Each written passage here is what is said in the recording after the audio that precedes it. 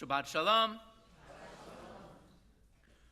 Earlier this week, a letter was published, signed by over 1,000 rabbis. It's now something like 1,200. An open letter to Israel. And getting 1,000 rabbis to agree to anything is actually kind of remarkable in and of itself. This letter said some things. It began with a statement that there is a moral crisis and that they could not remain silent. In the first paragraph, they speak of love for Israel. They criticize Hamas and Hezbollah and demand that the hostages be released.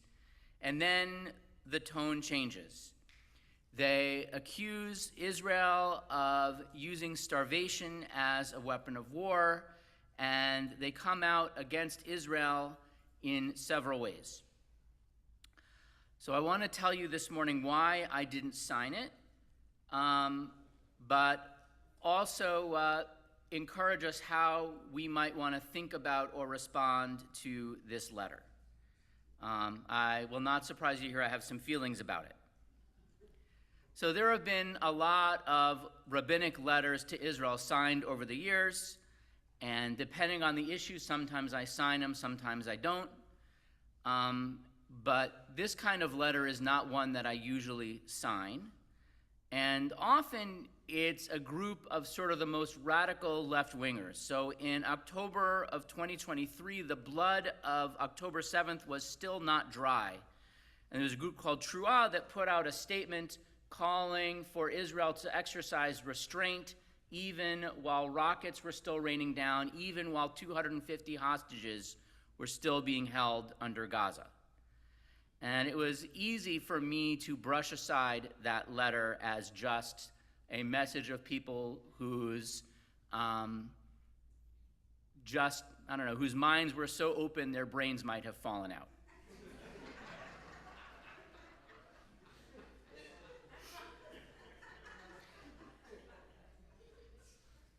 This letter is a little different. Because it does include some of the usual suspects, but it also includes a lot of people who I know are serious people, thoughtful people, lovers of Israel, people who live in Israel, and they themselves are running to the shelters, have children and friends serving in the IDF. And so it's a letter that even though I disagree, I have to take more seriously. And so I want to take on this letter in two ways. I want to address it in two ways. First is just the fact of the letter. So I want to point out that there is actually a very long history of rabbis, of Jewish leaders criticizing our own people. The Haftorah read today, Isaiah has a lot of things to say to the people of Israel. He is not happy with them, and he criticizes them in the harshest terms. Or then you have this morning in Dvarim, Moshe Rabbeinu, the very first rabbi, the book of Deuteronomy, Ela hadvarim asher dibra Moshe. These are the words that Moses spoke, and it lists a bunch of places on the other side of the Jordan, in the desert, the plain, near the Red Sea, between Paran and Tophel, Lavan, Chatzerot, and Dizahav. And so it lists all of these places. Now, we know that Moses is nearing the end of his life. He knows that he is not going to enter the land of Israel, and he has some feelings about that. And he blames the people. He says, Echa esa levadi tarchechem umasechem uvarivchem. How can I bear all of the trouble and the burden and the bickering that you bring me? And he goes on, he reminds them of one of their offenses. He reminds them of the failure of the spies.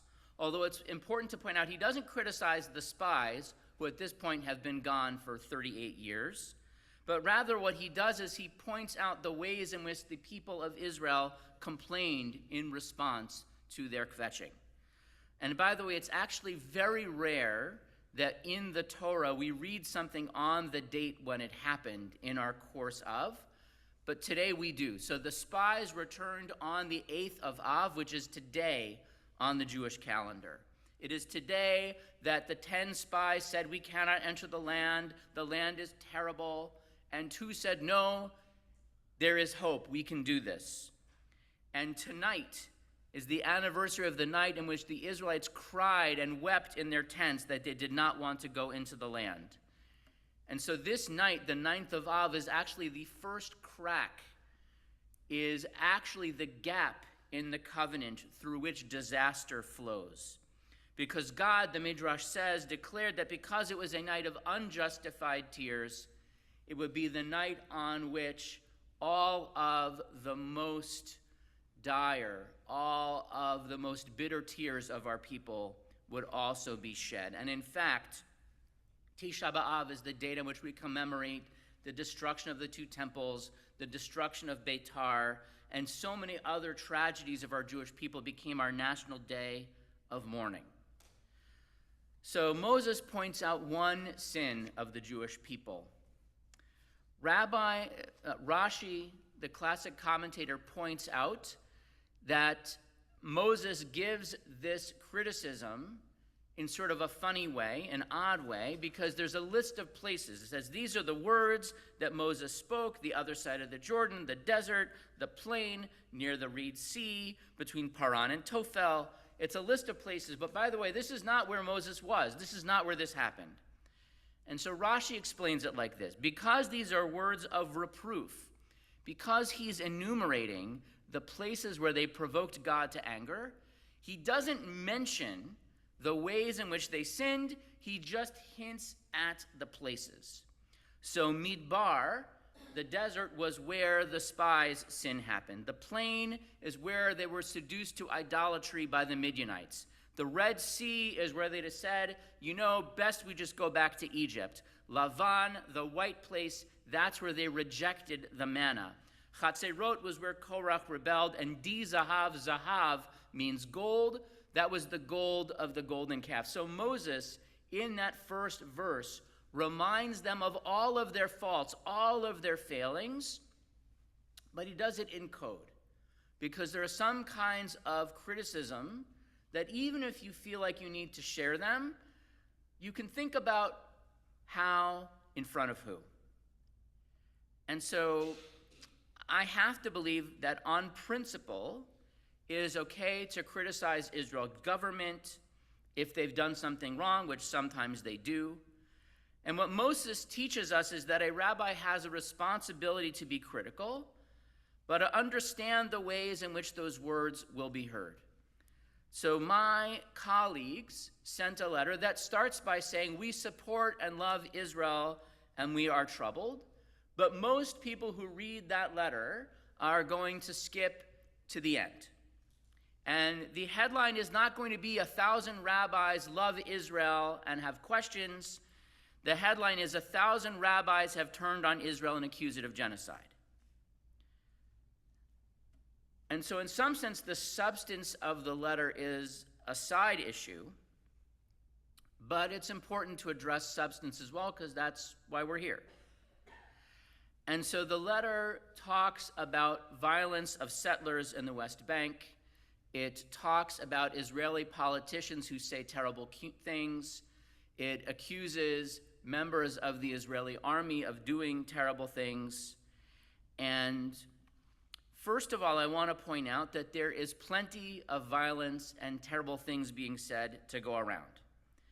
And it is true, there are some residents, Jewish residents of the West Bank, who are engaging in violence against Palestinians. It is true that there are members of the Israeli government who have said some terrible things. And it is true that there are individual Israeli soldiers who have done things for which they should be called to account.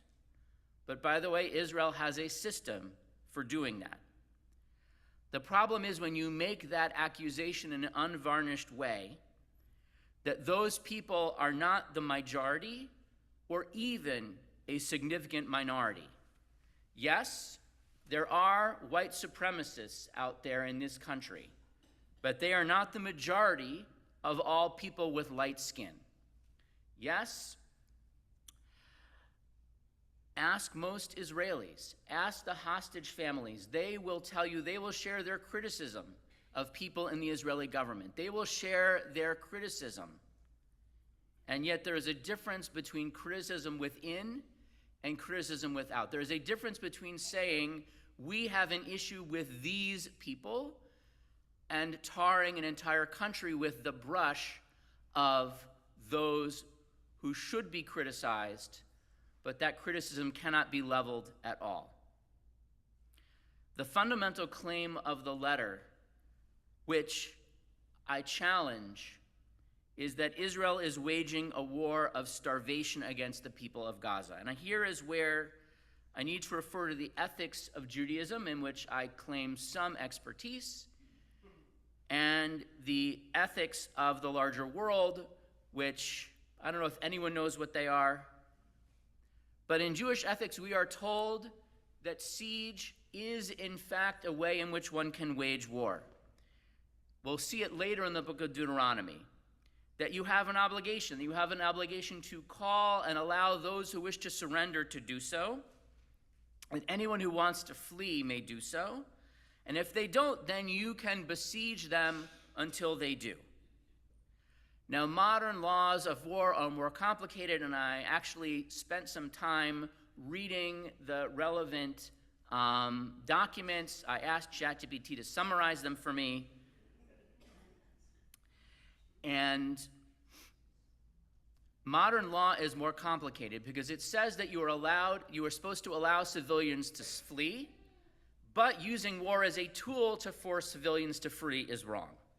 That you have to provide food to those who are hungry, but not if it will provide a military advantage to enemy forces. So previously in war, it was assumed that you had no obligation to feed the enemy while it was actively fighting you, right? When we were fighting Germany and Japan, we dropped bombs, not food. We fed their prisoners of war better than they fed ours. But those who had not surrendered to us, we felt no obligation to look after their well-being until they had surrendered. But here's the challenge, and here's where I think there is a moral crisis, and I think it is something that causes me to lose sleep. The assumption of the laws of war as dictated in the modern Western world, first of all, are not the laws by which war is fought anywhere other than possibly, Cleveland. But the assumption of the Western laws of war is that a government will not intentionally inflict suffering on its own people, will not intentionally allow its own people to starve to death. And that is not the case in the war that is being fought at this moment, because there is actually quite a bit of food in Gaza. There are truckfuls and truckfuls waiting inside Gaza, waiting for the UN to come pick it up. Like, they're worse than Amazon. Like, oh, it's arriving tomorrow. Actually, your delivery has been delayed till Tuesday between 4 and 8 a.m. And by the way, even more than that, so the New York Times reported, Israeli army reports that food is not being stolen in Gaza. The Israeli army sent them a note. Actually, we told you it was. What are you talking about, right? We issued statements and said exactly that. And in fact, estimates are that something like 87% of the food that the UN has sent into Gaza is either being hijacked by whoever before it reaches where it's supposed to go. A lot of it ending up going into Hamas tunnels to be held there. And so that's why you have the Gaza Humanitarian Foundation basically saying, we are going to feed the people of Gaza, but we are not going to feed the people who are shooting at us. And so as of this week, the Gaza Humanitarian Foundation, so McDonald's has 40 billion served. They're only up to 100 million. But anyone who tells you that Israel is not feeding people is giving you a whopper. And so that's the moral crisis, which is when you are fighting an enemy that will steal any aid and in fact wants to and benefits from the suffering of its own people. That is the challenge when you are facing someone who is holding their own children hostage. So the New York Times published in giant print that picture of an emaciated child. And so their Twitter account has about 40 million followers. Their corrections account has 55,000 followers. And on the corrections account, they said, actually, we just learned this child has a neurological muscular disorder, that actually this child has another illness. We forgot to mention that. But by the way, right, this child is clearly hungry and starving, right? Whether they are an anomaly, right? And so the truth is, right, any child starving anywhere in the world is a crisis. By the way, there are children who are hungry a mile from here in Sandy Springs. We have a program called Backpack Buddies, where during the school year, we have people who come together and they send home food because there are kids who would not get adequate nutrition if it wasn't for school lunch. But what are they going to eat on the weekend? And we have people who show up on Thursday morning and pack food so that hundreds of kids in Sandy Springs are not hungry.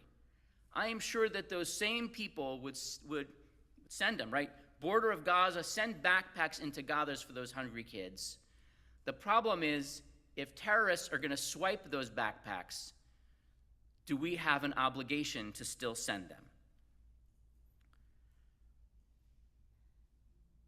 The book of Eicha that we are going to read tonight, this book of ancient lamentations, speaks about the bitterness of the Jewish people going through the most terrible things.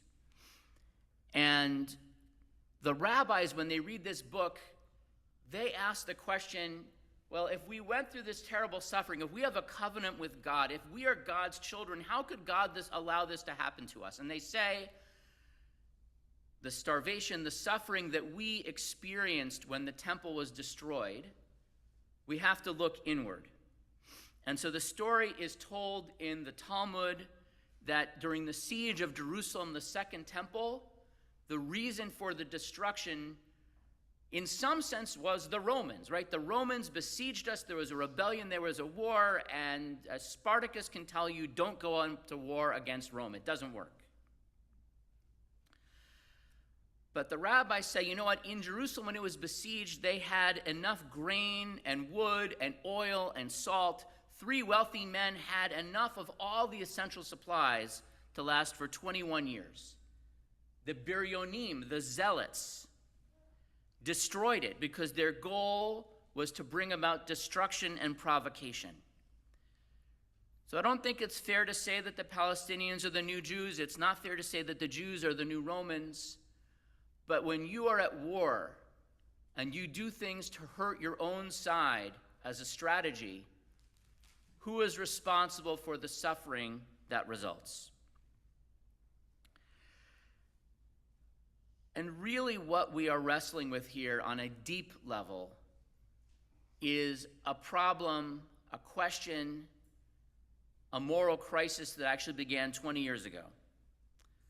So I was never a big fan of Ariel Sharon. He was a guy whose methods, he was a guy whose values I did not appreciate. And 20 years ago, he said, you know, we've had enough of this whole Gaza thing. Jews historically never saw Gaza as part of our homeland. It was the land of the Philistines. Go, have a good life. We're going to give you cities. We're going to give you greenhouses. Go build something. And by the way, that Israeli withdrawal from Gaza took place in August of 2005. The deadline for Jews to leave Gaza, the deadline for Gaza to be Judenrein, was August 15th. That year, Tisha B'Av was August 14th. And so, morally saying, people of Gaza, you should live on your own, you should be free, you should do your thing, was the right thing to do. Practically, something went wrong somewhere in the last 20 years that we find ourselves here.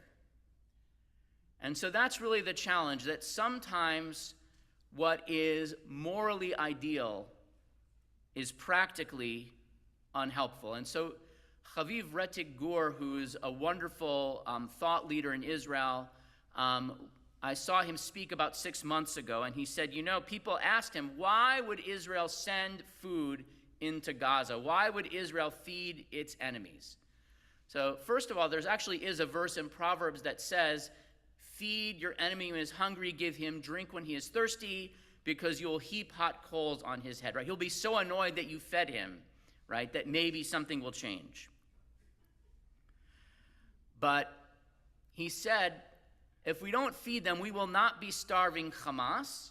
We will be starving the people who are most vulnerable, and it is just going to blow back in our faces. And that is where we are, and 1,000, 1,200 rabbis took that bait.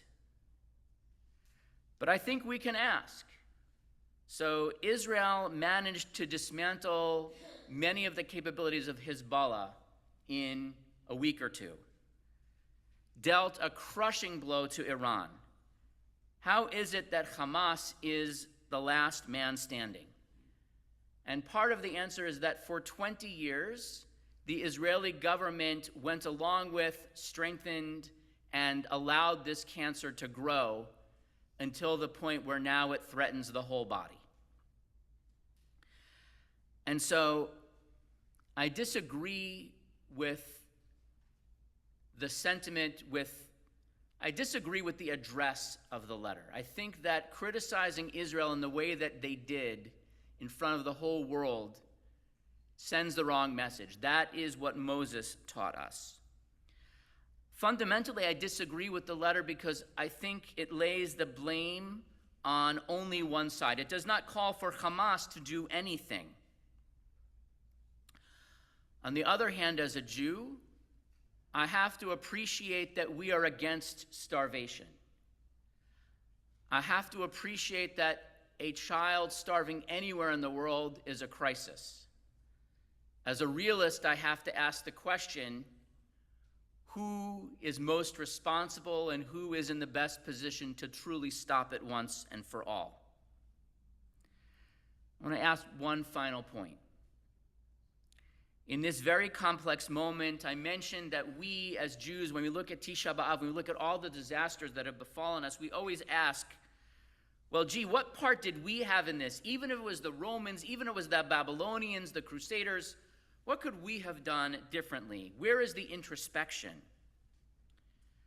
And the rabbis point out that the destruction of the Second Temple happened because of Sinat Chinam, because Jews spoke wickedly to each other, because Jews were not able to see each other as being part of the same people, of base hatred.